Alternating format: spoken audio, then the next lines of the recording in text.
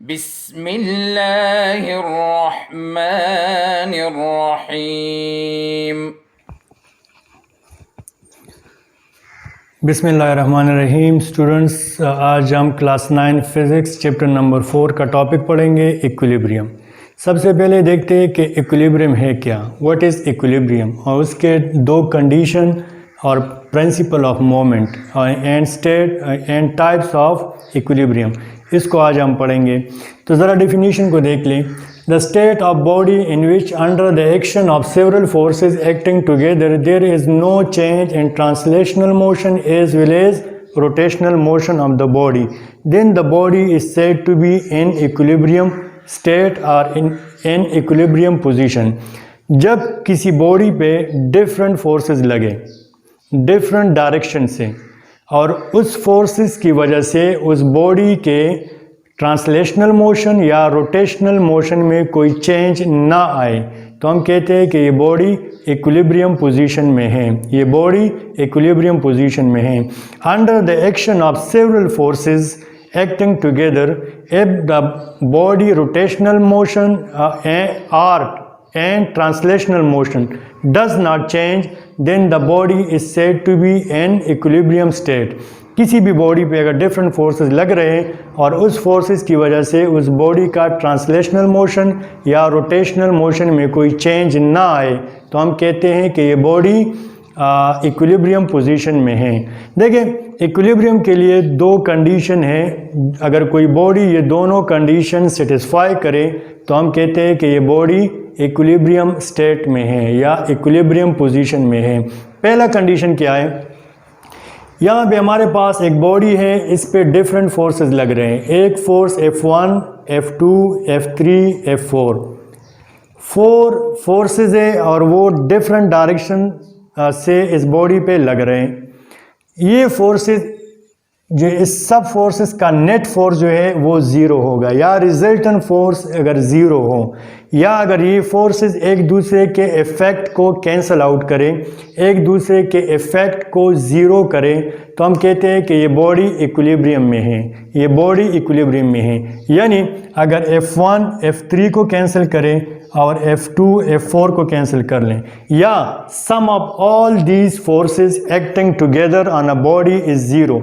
If sum of all these forces acting together on a body is zero, the body is said to be in equilibrium position। First condition क्या है, the sum of all several forces acting together on a body is zero, then the body is said to be in equilibrium position।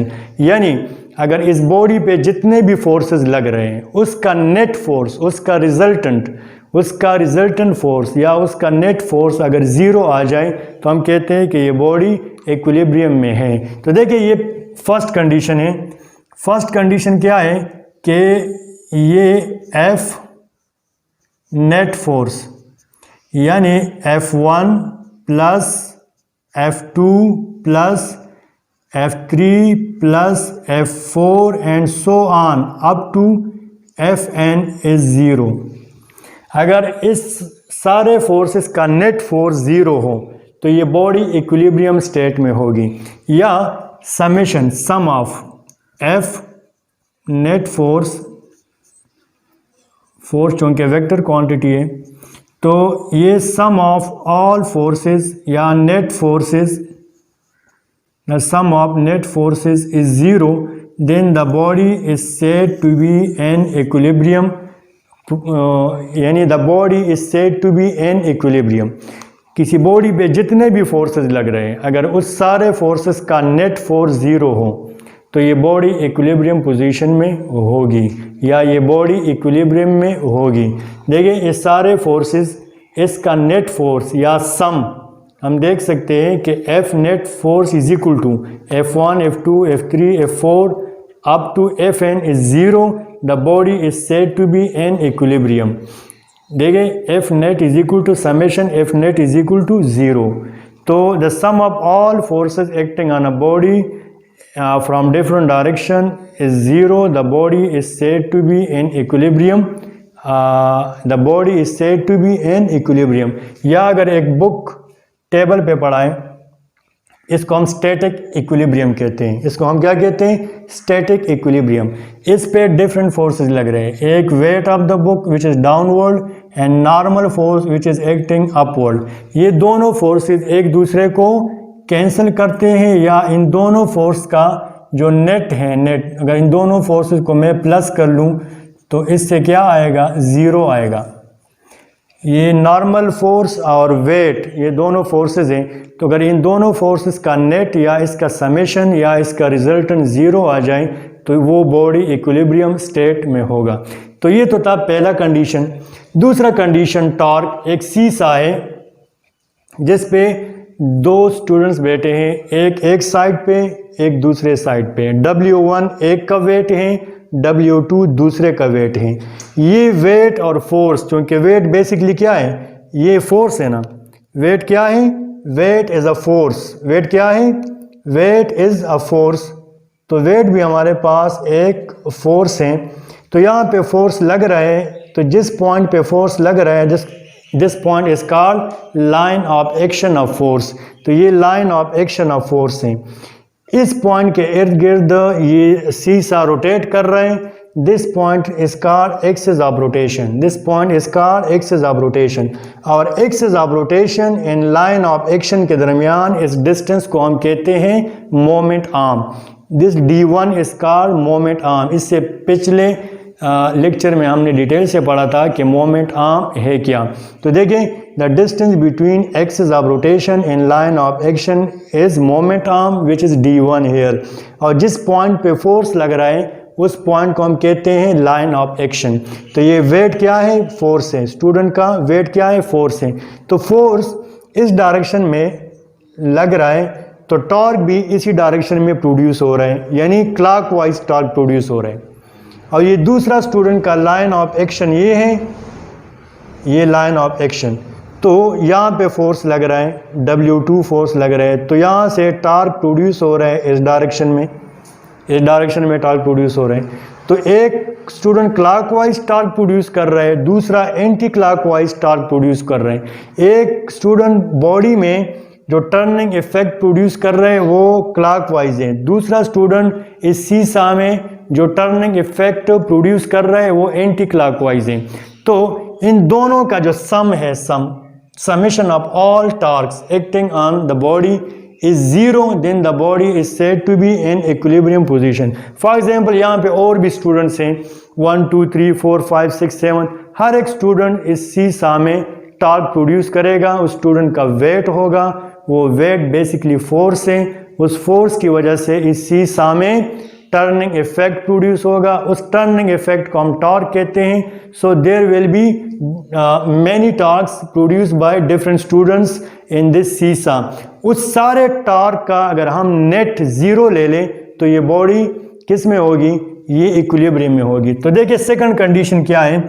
Second condition ये है कि net torque which is T1 T2 T3 up to Tn is zero. अगर net torque zero आ जाए, किसी body पे जितने भी टॉर्क्स लग रहे हैं उसका नेट, उसका रिजल्टेंट टॉर्क ज़ीरो आ जाए तो ये बॉडी इक्विलिब्रियम में होगी। या summation of torque is zero, the body is said to be in equilibrium. यानी नेट टॉर्क, टॉर्क भी हमारे पास वेक्टर क्वांटिटी है, summation of torque is 0, the body is said to be in equilibrium. The body is said to be in equilibrium. तो ये हमारे पास second condition है, ये फर्स्ट कंडीशन है। फर्स्ट कंडीशन में the sum of all forces acting on a body is 0, the body is said to be in equilibrium. Second condition क्या है? the sum of all torque acting on a body is 0, the body is said to be in equilibrium position. तो ये अगर कोई body ये दोनों condition satisfy करे तो हम कहते हैं कि ये बॉडी इक्विलिब्रियम में है। ये बॉडी किस में है? इक्विलिब्रियम में है। फिर आता है principle of moment. Principle of moment क्या है? Principle of moment, the sum of clockwise torque or moment must be equal to anti-clockwise moment. Clockwise torque will be equal to anti-clockwise torque. किसी body में, एक ही body में clockwise torque भी produce हो रहा है और एंटी क्लॉकवाइज टॉर्क भी प्रोड्यूस हो रहे हैं, लेकिन क्लॉकवाइज टॉर्क इक्वल होगा एंटी क्लॉकवाइज टॉर्क का।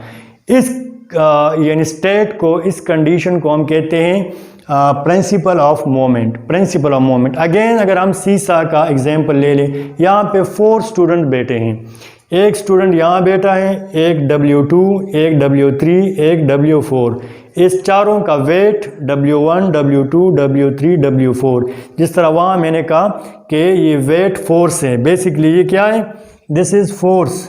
तो ये F1 फोर्स हुआ, ये F2 फोर्स हुआ, ये F3 फोर्स हुआ और ये F4 फोर्स हुआ।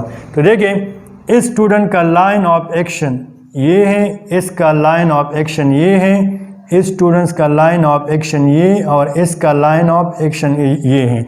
यानी ये line of action of force, इस स्टूडेंट का line of action of force ये, इसका line of action of force ये और इसका line of action of force ये। तो देखिए ये पॉइंट जो है ये क्या है, ये एक्सिस ऑफ रोटेशन है। इस पॉइंट के इर्द गिर्द ये सीसा रोटेट कर रहा है, तो इसको हम एक्सिस ऑफ रोटेशन के, यानी इसको हम एक्सिस ऑफ रोटेशन कहते हैं। देखिए स्टूडेंट्स 1 का इस पॉइंट से लेकर, यानी line of action of force से लेकर एक्सिस ऑफ रोटेशन तक ये डिस्टेंस, ये पूरा का पूरा डिस्टेंस, ये मोमेंट आर्म है। ये इसका D1 क्या है स्टूडेंट का, ये मोमेंट आर्म। इस फोर्स का मोमेंट आर्म D2 है, यानी line of action of force से यानी एक्सिस ऑफ रोटेशन तक ये डिस्टेंस D2, ये इसका मोमेंट आर्म है। इस तरह इस स्टूडेंट का यहाँ से लेकर एक्सिस ऑफ रोटेशन तक ये डिस्टेंस D3, ये इसका मोमेंट आर्म है। और इस स्टूडेंट का जो फोर्स यहाँ लग रहा है, तो ये force line of action of, यानी फोर्स जो ये पॉइंट है, यहाँ से लेकर इस एक्सिस ऑफ रोटेशन तक ये डिस्टेंस D4, यहाँ से लेकर यहाँ तक ये डिस्टेंस D4, ये इसका मोमेंट आर्म है। तो देखिए बेसिकली 4 जो टॉर्क है वो प्रोड्यूस हो रहे हैं। ये जो स्टूडेंट है F4, ये भी टॉर्क प्रोड्यूस कर रहा है क्लॉकवाइज। F3 ये भी टॉर्क प्रोड्यूस कर रहा है क्लॉकवाइज। यहाँ पे F2 ये टॉर्क प्रोड्यूस कर रहा है एंटी क्लॉकवाइज। यहाँ पे F1 ये टॉर्क प्रोड्यूस कर रहे हैं एंटी क्लॉकवाइज। तो 2 क्लॉकवाइज टॉर्क प्रोड्यूस हो रहे हैं और 2 एंटी क्लॉकवाइज टॉर्क प्रोड्यूस हो रहे हैं। अगर उन दोनों क्लॉकवाइज टॉर्क को मैं प्लस कर लूं तो वो इक्वल होगा उस 2 एंटी क्लॉकवाइज टॉर्क के, उस 2 एंटी क्लॉकवाइज टॉर्क के। अगर लेट्स से फर्ज करते हैं कि इसने 3 न्यूटन मीटर टॉर्क प्रोड्यूस किया, इसने 4 न्यूटन मीटर टॉर्क प्रोड्यूस किया, इसने 4 न्यूटन मीटर टॉर्क प्रोड्यूस किया और इसने 3 न्यूटन मीटर टॉर्क प्रोड्यूस किया। अगर इन दोनों को मैं प्लस कर लूँ तो क्या आएगा, 7 न्यूटन मीटर। अगर इन दोनों को मैं प्लस कर लूँ तो क्या आएगा, 7 न्यूटन मीटर। तो देखें क्लॉकवाइज टॉर्क 7 न्यूटन मीटर और anti clockwise torque 7 newton metre, तो दोनों इक्वल है ना। तो ये कहता है कि sum of clockwise torque will be equal to sum of anti clockwise torque. यहाँ पे 4 स्टूडेंट्स ने जो टॉर्क प्रोड्यूस किए, एक साइड पे क्लॉकवाइज टॉर्क प्रोड्यूस हो रहे हैं, 2 स्टूडेंट्स प्रोड्यूस कर रहे हैं, दूसरे साइड पे एंटी क्लॉकवाइज टॉर्क प्रोड्यूस हो रहे हैं, वो भी 2 स्टूडेंट्स प्रोड्यूस कर रहे हैं। उसकी वेट की वजह से, उसकी फोर्स की वजह से टॉर्क प्रोड्यूस हो रहा है इस सीसा में। तो ये इन दोनों का टॉर्क और इन दोनों का टॉर्क वो इक्वल होगा। एक क्लॉकवाइज टॉर्क है, एक एंटी क्लॉकवाइज टॉर्क है। तो देखिए वो क्या होगा कि summation of clockwise torque is equal to summation of anti clockwise torque. Summation of clockwise torque यानी sum of clockwise torque is equal to sum of anti clockwise torque. इस condition को हम कहते हैं principle of moment. This is called principle of moment. Principle of moment क्या है? Summation of clockwise torque will be equal to summation of anti clockwise torque, या अगर हम सिंपल वर्ड्स में कहें, sum of clockwise torque will be equal to sum of anti clockwise torque. तो sum of clockwise torque is equal to sum of anti clockwise torque. तो ये था principle of moment. Next topic, यानी इस topic में जो हमारा next है वो है टाइप्स ऑफ इक्विलिब्रियम। एक है स्टैटिक इक्विलिब्रियम और दूसरा है डायनेमिक इक्विलिब्रियम। स्टैटिक इक्विलिब्रियम क्या है और डायनेमिक इक्विलिब्रियम क्या है, ये इक्विलिब्रियम के टाइप्स हैं। देखिए, static equilibrium is that equilibrium at which the body at rest under the action of several forces. If the body remain at rest under the action of several forces acting together, then the body is said to be static equilibrium. अगर किसी body पे different forces लग रहे हैं और उस forces के बावजूद ये बॉडी रेस्ट में है, तो हम कहते हैं कि ये बॉडी स्टैटिक इक्विलिब्रियम में है। ये बॉडी स्टैटिक इक्विलिब्रियम में है। जिस तरह ये book lying on the table, this is in static equilibrium because there are two forces acting on the book and despite of these two forces the book remain at rest, then the body is said to be in static equilibrium. ये static equilibrium में ये body होगी। दूसरा है dynamic equilibrium. Dynamic में एक body uniform velocity के साथ मूव करेगी under the action of several forces acting together, यानी a body is moving with uniform velocity. A body is moving with uniform velocity under the action of several forces acting together. Then the body is said to be in dynamic equilibrium. जिस तरह एक parachuter है, जब वो jump करता है, नीचे आता है, तो वो यूनिफॉर्म वेलोसिटी के साथ ग्राउंड की तरफ आता है under the action of several forces. उस पर कई फोर्सेस लग रहे हैं, एयर रेजिस्टेंस, फ्रिक्शन फोर्स, इसी तरह ये ग्रेविटेशनल फोर्स। उस सारे फोर्सेस के बावजूद वो पैराशूटर यूनिफॉर्म वेलोसिटी के साथ नीचे ग्राउंड की तरफ आ रहा है। यूनिफॉर्म वेलोसिटी से क्या मुराद, ना तो उसका मैग्नीट्यूड इंक्रीज़ हो रहा है ना उसका मैग्नीट्यूड डिक्रीज़ हो रहा है। यूनिफॉर्म वेलोसिटी के साथ वो नीचे ग्राउंड की तरफ आ रहा है। This type of equilibrium is called dynamic equilibrium, जिसमें under the action of several forces a body move with uniform velocity.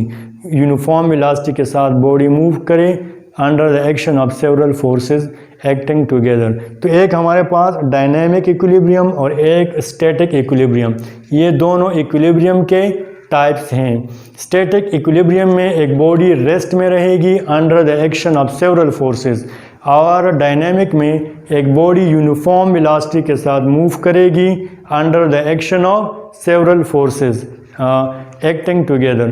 तो एक स्टैटिक इक्विलिब्रियम और एक डायनेमिक इक्विलिब्रियम। ओके स्टूडेंट्स, ये आज का टॉपिक था। इक्विलिब्रियम क्या है कि अगर किसी बॉडी पे डिफरेंट फोर्सेस लगे और उस फोर्सेस के बावजूद उस बॉडी के ट्रांसलेशनल मोशन या रोटेशनल मोशन में कोई चेंज ना आए, तो हम कहते हैं कि ये बॉडी इक्विलिब्रियम में है। और फिर उसके दो कंडीशन हैं। पहला कंडीशन ये है कि the net force acting on the body will be zero. किसी भी बॉडी पे डिफरेंट फोर्सेस लग रहे हैं और उस सारे फोर्सेस का नेट या रिजल्टेंट अगर ज़ीरो हो, तो हम कहते हैं कि ये बॉडी इक्विलिब्रियम में है। इसी तरह दूसरा कंडीशन क्या है, वो ये है कि बॉडी पे जितने भी टॉर्क लग रहे हैं, उस टॉर्क का नेट टॉर्क है या जो रिजल्टेंट टॉर्क हैं, वो अगर ज़ीरो हो, तो हम कहते हैं कि ये बॉडी इक्विलिब्रियम में है। किसी बॉडी का इक्विलिब्रियम में होने के लिए ये दोनों कंडीशन मस्ट हैं। अगर कोई बॉडी ये दोनों कंडीशन सेटिस्फाई करे, तो हम कहते हैं कि ये बॉडी इक्विलिब्रियम में है, अदरवाइज़ ये बॉडी इक्विलिब्रियम में नहीं होगी। एक net force acting on the body is zero and net torque acting on a body is zero. ये दोनों कंडीशन है इक्विलिब्रियम के लिए, और कोई बॉडी ये दोनों सेटिस्फाई करे तो है, अगर ना करे तो वो इन स्टेट ऑफ इक्विलिब्रियम में नहीं है। ओके स्टूडेंट्स, आज का ये टॉपिक था। अगर आपके जहन में कोई क्वेश्चन है you can ask me through WhatsApp. इसके नोट्स बनाएं और उसको नीट कॉपी में लिखें या नीट नीट नोटबुक में लिखें और उसको शेयर करें व्हाट्सअप ग्रुप में। इंशाल्लाह नेक्स्ट लेक्चर के साथ दोबारा हाजिर होंगे, तब तक के लिए अल्लाह हाफिज़।